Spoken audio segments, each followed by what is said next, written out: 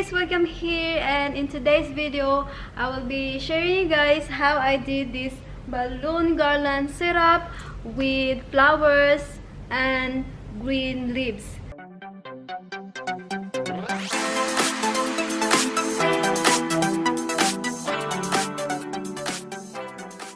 By the way guys, I'm here in one of the hotels in our town, and yes, so tonight there is an engagement party going on, and the theme of their engagement night is it's like aloha balloon garland decor that I did. So the balloon garland looks beautiful as you can see here.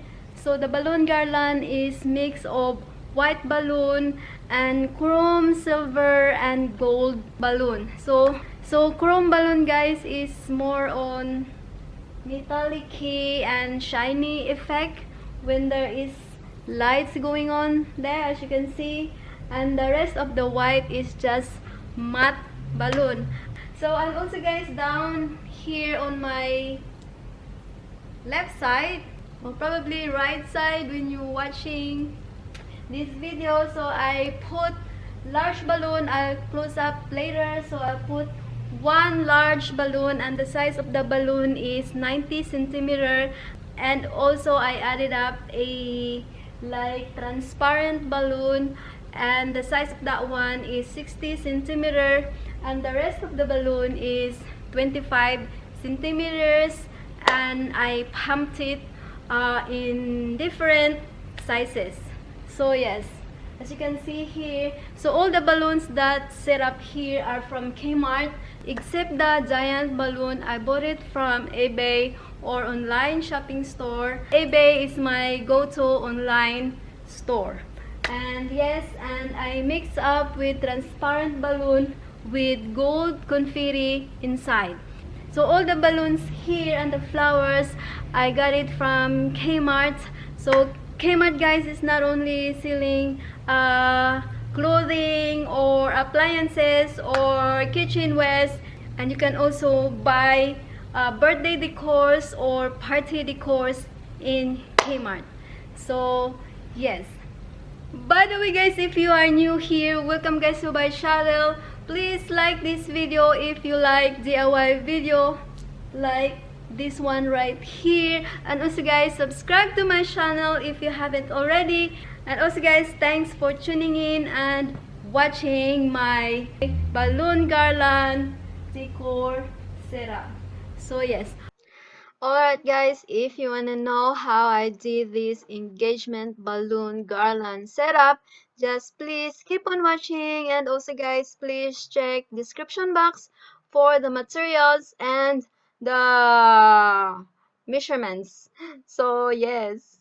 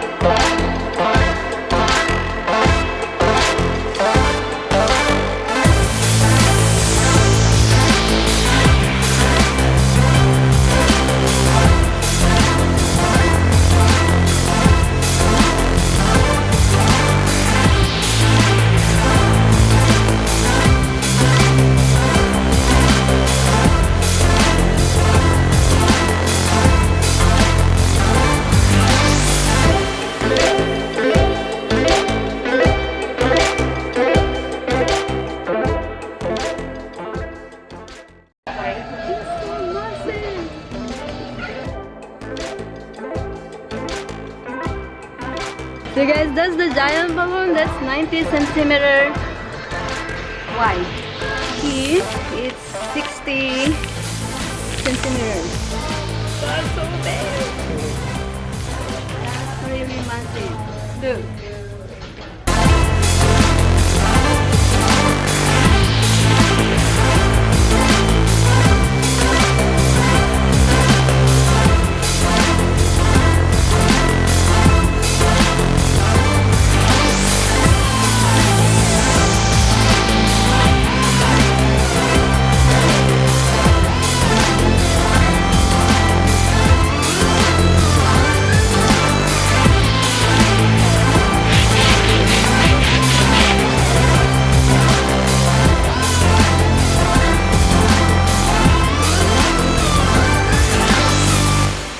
So I have two of those.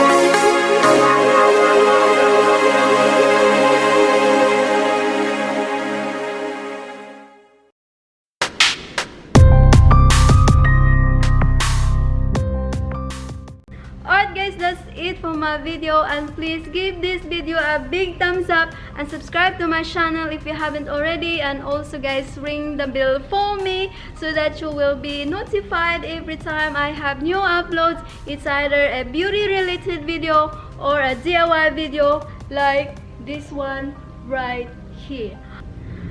Alright guys, that's it, and thank you for watching, and we'll see you again next time right here on my channel. Bye guys. Mwah.